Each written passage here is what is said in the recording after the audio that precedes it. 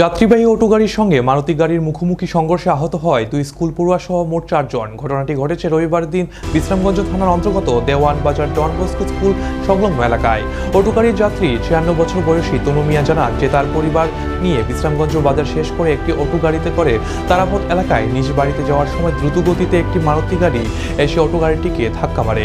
মারুতি গাড়ির ধাক্কায় অটো গাড়িটি উল্টে গিয়ে মারাত্মকভাবে আহত হয় তনু মিয়া এবং তার স্ত্রী খুদেজা খাতুন এবং তার দুই নাতনি স্কুল পড়ুয়া রচনা আক্তার এবং সুমাইয়া আক্তার। সঙ্গে সঙ্গে একটি প্রাইভেট গাড়িতে করে এলাকায় লোকজন তাদেরকে বিশ্রামগঞ্জ হাসপাতালে পাঠিয়ে দেয়। বর্তমানে বিশ্রামগঞ্জ হাসপাতালে চিকিৎসায় চলছে তাদের। তবে প্রত্যক্ষদর্শীরা জানিয়েছেন অল্পতে রক্ষা পেয়েছে দুই স্কুল পড়ুয়া সহ তনু মিয়ার পরিবার।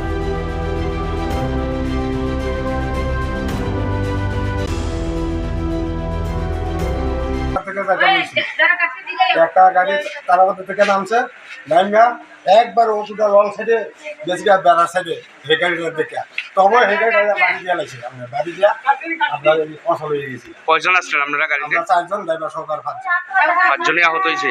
ড্রাইভারটা নষ্ট হয়েছে। আপনার বাড়ি কোন জায়গা? বাড়ি তারাপথ। এখন কই আছে? তোমরা বিশ্রাম দাও, বুঝতে পেরেছি। আবারটা